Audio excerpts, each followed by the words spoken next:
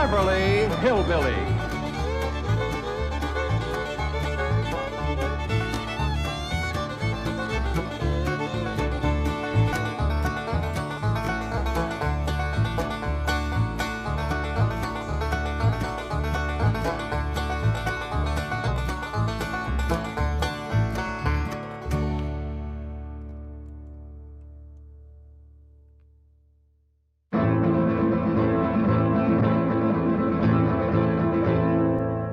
Get a grip upon your chairs and hold your children tight. A mighty feud is starting and you'll see it all tonight. The Clampett clan is fighting mad, their honor's been besmirched. Sweet Ella Mae's been courted, but the darling ain't been churched.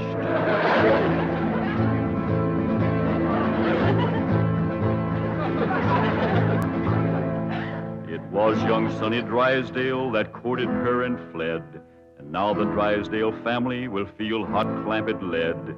'Cause stranger, you don't trifle with a hillman's daughter fair, or you will face his rifle and he'll deeply part your hair.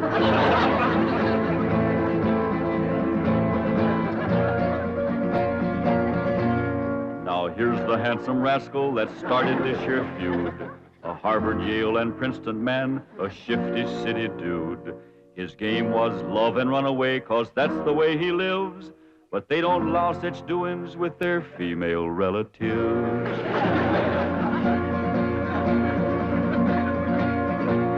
So now they're on their way next door, loaded up for bear.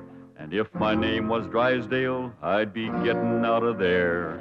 'Cause mountain justice does demand that when a wrong's been done, the kin of him that done it must also face a gun.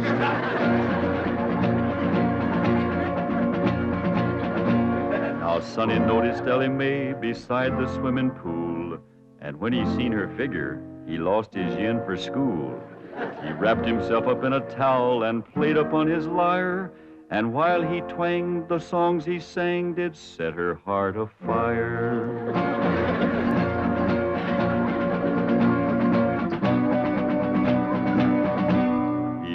His fancy auto up and took her out to spark, and all alone, unchaperoned, he kept her after dark.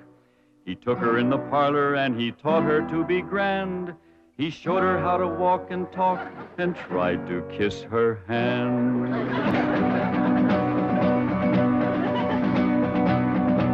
He took her to his private room to see his loving cup, and a man that wins a prize for that ain't on the up and up.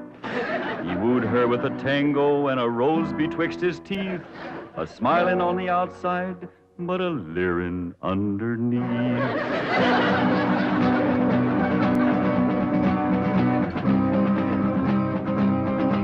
They even had a wedding dance, and he joined in the fling. He brought along his dancing shoes, but didn't bring no ring. The Clampetts was a-planning for a wedding in the Vale, but they was duped. He flew the coop and went running back to Yale.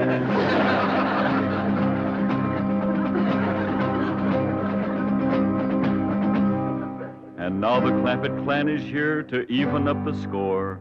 I wouldn't want to be the man who opens up that door. He'll have to face their fury, on revenge they are intent. And if his name is Drysdale, his life ain't worth a cent. Butler fella. When will you Clampetts learn there are no possums to hunt in Beverly Hills? Ain't possums we's after, it's Drysdale. Well, they're not at home. Mrs. Drysdale returned to Boston with Sonny, and Mr. Drysdale's at the bank. Let's shoot him. There ain't gonna be no shooting unless it's talk first. When will Mr. Drysdale be home? Not until late this evening. That's talk enough. Let's go to shoot. Oh, Granny, you can't shoot an armed man. That's right. I lost my head. Here. Now, when death row counts 3, we go at it. 1, 2. Ah, hold on. Mr. Butler here ain't done us no wrong. He's one of their clan. I said there ain't gonna be no shooting unless it's talk first. I'll speak to Mr. Drysdale. Thank you kindly, Mr. Butler. Yes. Thank you very kindly, Mr. Butler. Why didn't you ask him to dance with you? I was ashamed of you in front of these young'uns. that any way to learn them feuding? It takes my family to know how to feud. Why, we drove the Botkins clean out of Napoleon, Tennessee, chased them off, burnt their shack, and shoveled their footsteps off the path. Hot diggity dog. That's what I call feuding. I'm sure proud to come from a family like yours, Granny. That's the Moses family. Too bad our blood is being thinned out, cooled off, and watered down with the Clampett blood. Now, Granny, you just simmer down to a boil. I'll see the right thing is done by my daughter. Jethro, you drive me down to the bank. Drysdale and me will have a man-to-man talk. Ain't you about a man and a half short?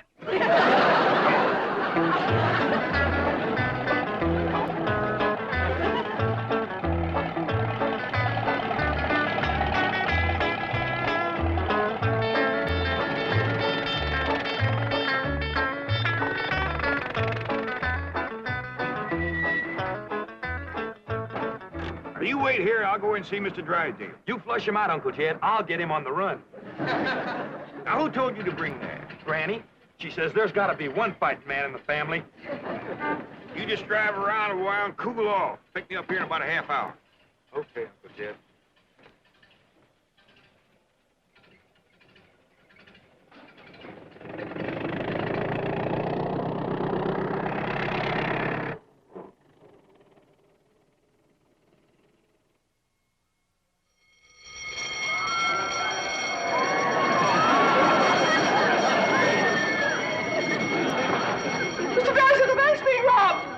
Yes, and my duty is clear. Where are you going? As president of this bank, there's only one place for me at a time like this, my bulletproof closet.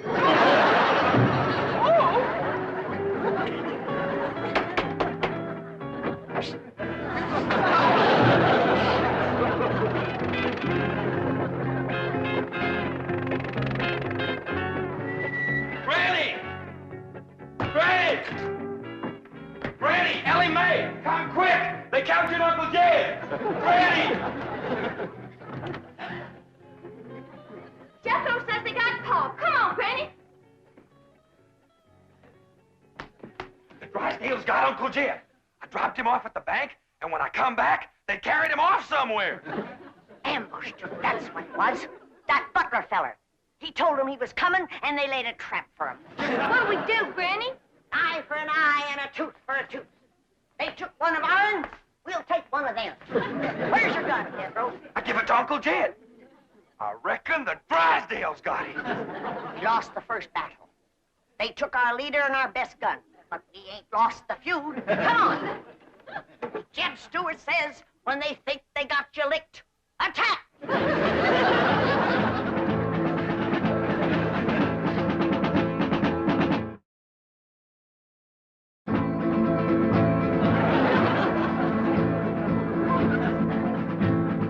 Now the feud is growing hot, the Clampetts lost a man.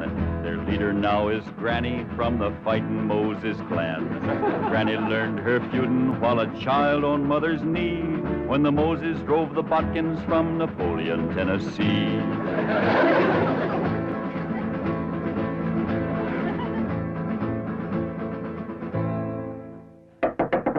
Now, Jethro, when he opens the door, you grab him. Ellie, hold his gun. Yes? Okay, Granny, let's go. Put me down. Put her down, Jethro. We don't want her. Who don't? We don't. What's going on? There's a feud going on. You know something, Ellie? Feuding's fun. Jethro, put her down. They got one of our men folks. We're going to take one of their men folks. How about we take her along as kind of an extra? No, not unless they captured one of our women folks. Ellie Mae, you go in there and surrender. I ain't gonna do it. Jethro, put her down. How about I towed her as far as home and then let her escape? A little at a time. Wait, what's the meaning of this? He's the one we want. You towed him, Ellie. My arms is full. Put her down before I take you to the woodshed. You look awful busy, Granny. Maybe I should go to the woodshed and wait for you. I think I'd better call the police. Stop in your tracks while you're able to make them. Now you turn around. Walk towards our house. I refuse to take one step. Now, you want to walk or you want to limp? You better run and telephone the police. Never mind her, Jethro. Shoot the telephone wire.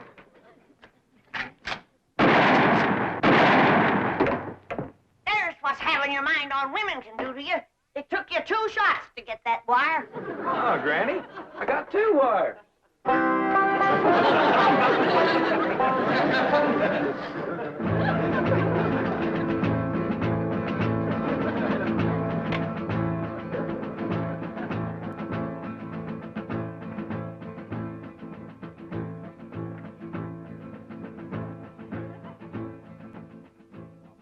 Good work, Lieutenant.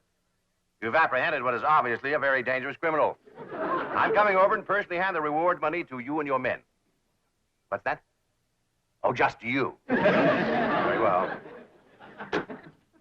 Miss Hathaway, perhaps you'd like to drive me over to police headquarters. You're interested in psychology. I'm completely intrigued with the subject. What's the connection? The fellow who tried to rob our bank must be a complete nut. They've got 2 psychiatrists with him. What are his psychotic symptoms? He claims to have $25 million.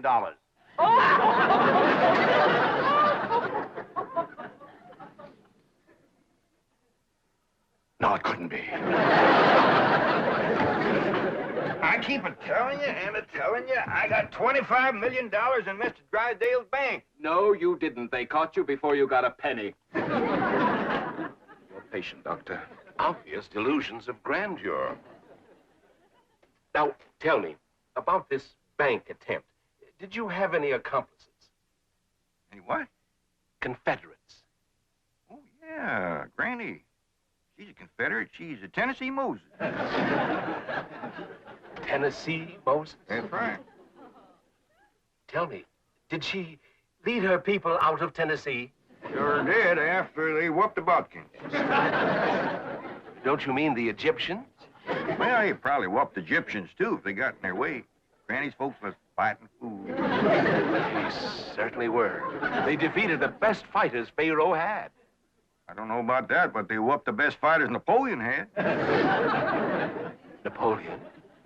Doctor, may I? You may not. I'm the one who uncovered this hallucination. Tell me about Napoleon. Yes. You say Granny's folks won that fight? Sure did. Over Napoleon? Oh, yeah, they tromped all over Napoleon. Fabulous. But how were they able to do it? Did they fight with superior weapons? Oh, they fought with bodkin. I see. And Napoleon didn't have any bodkin? Not after Granny's folks got through with him, Napoleon didn't have a bodkin left. I remember the last day of the feud, they got Leif and Luke and Odds. Odds? Odds bodkin. Please. Just for a minute. Perfectly safe to look at him through the bars. After all, it's... Mr. Clappett!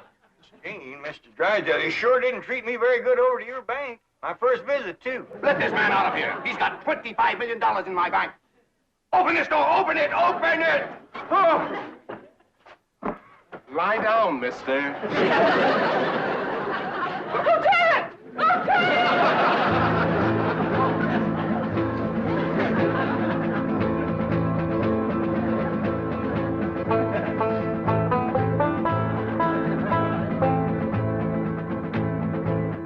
Got the prisoner all tied up, Granny. Good.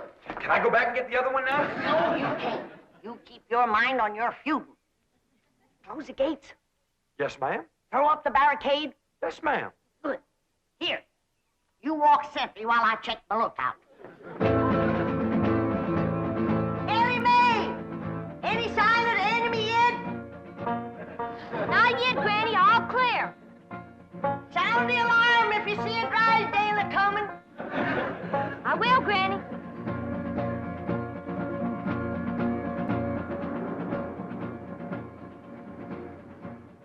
You see, all my employees are trained to be on the lookout for bank robbers. So, naturally, when they saw you walk in with your rifle, their first instinct, well, it appeared to them that was just... Well, it was... You're not mad, are you, Mr. Clampett? Well, no, we're not about the bank, but we's all right upset at Sonny for running off and jilting Ellie Mae. Sonny? Jilted Ellie Mae? Well, that's what we'd call it. He sparked her for 2 weeks running. Took her driving, dancing, held her hand, kept her out past dark. Back where we come from, that's just the same as saying, will you? Provided the girl is 12 or better. Mr. Travis, you have my word of honor. I had no idea that Ellie Mae or any of you took Sonny seriously. Now, the moment we get to your house, I'm going to telephone Sonny in Boston. Get him on the first plane, and he'll be here tonight to propose marriage to Ellie Mae. Well, now, that sure is going to smooth Granny's ruffled feathers. She's been madder than a barefoot centipede standing on a hot rock. We'll be happy when we get there. Yes, bless her sweet little heart.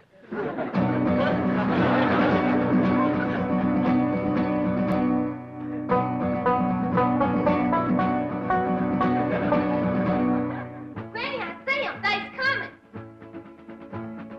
How many is they?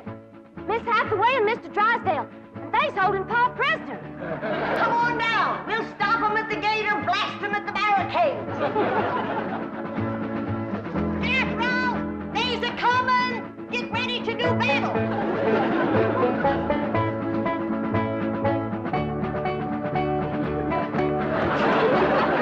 Bare your head in the presence of the stars and bars. They's getting to the gate. Take cover. Everybody inside. We'll shoot at them through the porthole.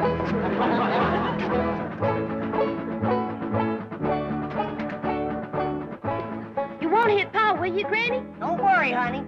I can hit a new laid egg out of the nest without budging the hen. I'll get big.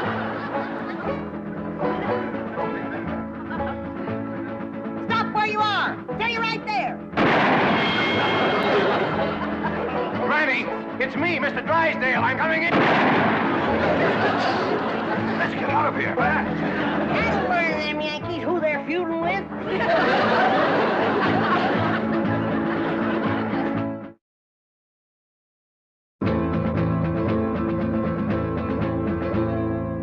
Now here's the Drysdale mansion where he's fleeing like a rat, since Granny put a bullet through his $20 hat. But even here, he can't escape the scourge of Tennessee, 'cause she's got Ellie spying from the tip-top of a tree. Granny, they took Pa over to the Drysdale's house. Come on down. We'll go get him.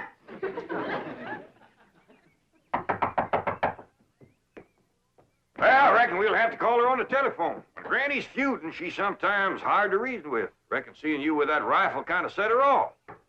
But that woman shot at me. Oh, Mr. Drysdale, she shot at your hat. If that little old woman ever goes to throwing lead at you, you'll be casting a polka dot shadow. Marie, Ravenswood, why don't you answer the door? Oh, thank goodness it's you. The Clampett's came and captured Ravenswood. Captured him? Yes. And Jethro picked me up in his arms. He held me and wouldn't put me down. Why? He said he was feuding. Well, now, don't you worry, Marie. We're going to get this whole thing all straightened out. Marie, tell me more about your frightening experience with Jethro. Well, there was a knock. I opened the door, and Jethro just swept me up into his big, strong arms, held me tight, and wouldn't let me go. And he said that was feuding. Yes. That's why I was afraid to open the door right now. Marie, you've been through a shattering ordeal. Go and lie down. I'll watch the front door. Come on, Jethro. We're going back to the Drysdale's house. Hot diggity dog. That's the part of feuding I like. We're taking you with us, Mr. Butler. And if they've harmed one hair on Jed, that one hair you got will pay the price. Oh, won't you please listen to me? Mr. Drysdale's not feuding with you. He's a peaceful man. He's never shot anything but skeets. Skeets? How many did he get? We did very well. 98 out of 100. That's better than we did with the Bodkins. Ready, Granny? Come on, young'uns. We got our feuding cut out for us. That Drysdale's a shooting fool. Now, Ellie Mae, you carry the flag high and proud. If they shoot you, don't you let it touch the ground. Throw it to Jethro as you're falling. I'll do it, Granny. What'd you do that for? If there's any long-range shooting, they'll think he's one of us and drop him first. Forward, march!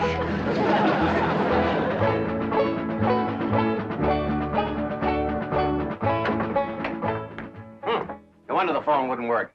Marie said Jethro shot down the wires. Well, we can go next door and use the miller's phone. Yep. Been cut with a rifle bullet. Kind of ragged, though. Jethro must have been upset. That's bad shooting to cut those little wires with a rifle? Why, when that boy puts his mind to it, he can pick a gnat off a plate of grits at 500 feet in a heavy fog.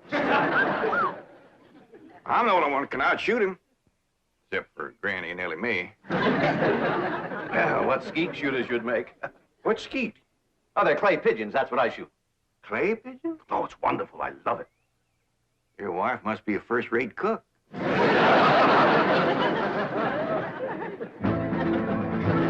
Now here comes Granny's little band to free their leader, Jed. And anyone that blocks their path might just as well be dead.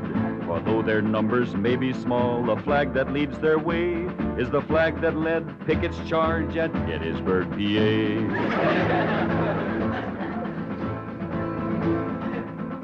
Stop for a minute. I got an idea. We'll use Mr. Butler here as a decoy, and we'll surprise him. What you mean, Granny? You knock on the door, and you yell to him inside that it's you. Then we'll rush in and we'll get Jed. And maybe somebody else, too, huh, Granny? You keep your mind on your feuding. Come on.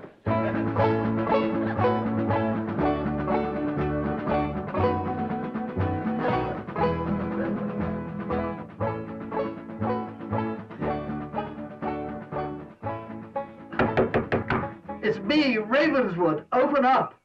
Marie, you may open it. Nothing to be afraid of. It's just Ravenswood. Step aside, decoy. Ellie, you guard him. Jethro. When they open the door, we'll rush him.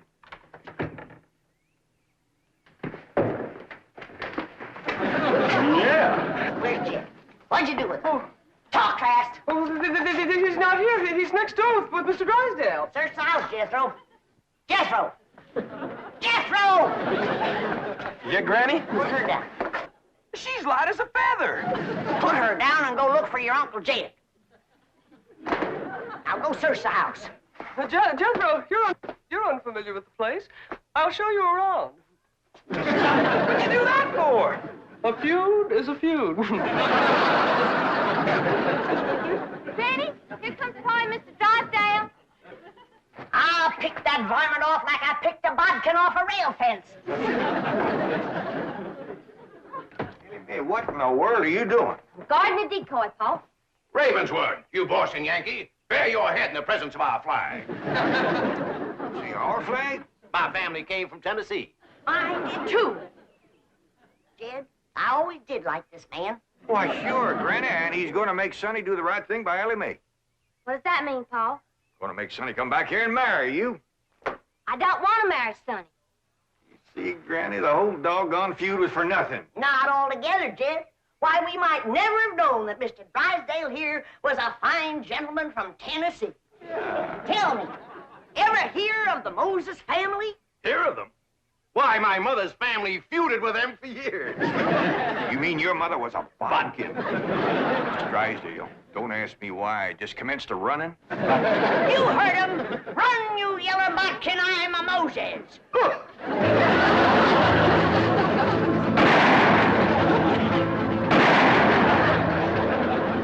For a city feller, he sure can run. Like a scared rabbit. Well, let's go home. Put her down. Oh, listen, Granny. I heard you and Uncle Jed talking about what to get me for Christmas. This here will save you shopping. Well, you can't take her home for Christmas. Now put her down. One of these days, I got to have a long talk with this boy.